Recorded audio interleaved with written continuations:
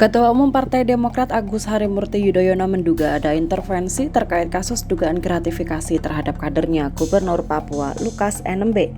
AHY menyampaikan sejauh mana dirinya mengenal sosok Lukas NMB. AHY menyebut Lukas NMB memang sering dikriminalisasi dan dipolitisasi.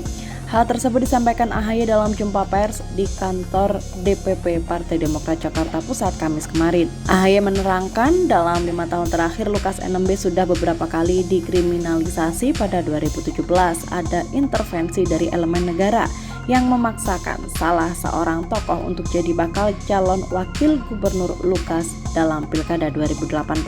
Saat itu Lukas NMB bahkan diancam akan dipidanakan. Tak sampai di situ, AHY juga mempertanyakan tuduhan bahwa Lukas NMB melakukan pelanggaran Undang-Undang Tindak Pidana Korupsi pada 12 Agustus 2022. AHY bingung Lukas NMB ditetapkan sebagai tersangka pada awal September lalu, padahal menurutnya Lukas NMB tak pernah diperiksa sebelumnya. Karena Partai Demokrat memiliki pengalaman berkaitan dengan Pak Lukas NMB. Pada tahun 2017, Partai Demokrat pernah memberikan pembelaan kepada Bapak Lukas NMB ketika ada intervensi dari elemen negara untuk memaksakan salah seorang bakal calon wakil gubernur sebagai wakilnya Pak Lukas dalam Pilkada tahun 2018 yang lalu. Soal penentuan calon gubernur dan calon wakil gubernur Papua dalam Pilkada Papua tentu sepenuhnya merupakan kewenangan Partai Demokrat. Apalagi waktu itu Partai Demokrat bisa mengusung sendiri calon-calonnya. Ketika itu Pak Lukas diancam untuk dikasuskan secara hukum apabila permintaan pihak elemen negara tersebut tidak dipenuhi. Alhamdulillah atas kerja keras Partai Demokrat, intervensi yang tidak semestinya itu tidak terjadi. Kemudian pada tahun 2021, ketika Wakil Gubernur Papua, Bapak Clementinal meninggal dunia, upaya untuk memaksakan calon Wakil Gubernur yang dikehendaki oleh pihak yang tidak berwenang hidup kembali. Saat itu pun Partai Demokrat kembali melakukan pembelaan secara politik terhadap Pak Lukas. Kami berpandangan, intervensi dan pemaksaan semacam ini tidak baik untuk kehidupan demokrasi kita.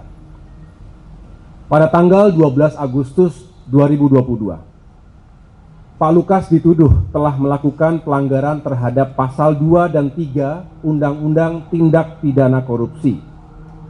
Unsur terpenting pada pasal tersebut adalah adanya unsur perbuatan melawan hukum dan penyalahgunaan wewenang serta adanya unsur kerugian negara. Tetapi pada tanggal 5 September 2022, tanpa pemeriksaan sebelumnya, Pak Lukas langsung ditetapkan sebagai tersangka. Beliau dijerat dengan pasal baru, yakni pasal 11 atau 12 Undang-Undang Tindak Pidana Korupsi tentang delik gratifikasi. Rekan-rekan sekalian, setelah mempelajari kasus hukum yang menimpa Pak Lukas itu, dan setelah berkonsultasi dengan Ketua Majelis Tinggi Partai, maka saya akan menyampaikan pandangan dan sikap Demokrat sebagai berikut. Pertama, Partai Demokrat memegang teguh komitmen untuk mendukung setiap upaya penegakan hukum di negeri ini, termasuk upaya pemberantasan korupsi. Kedua, untuk itu, Partai Demokrat menghormati dan mendukung proses hukum yang sedang berjalan. Kami hanya bermohon agar hukum ditegakkan secara adil.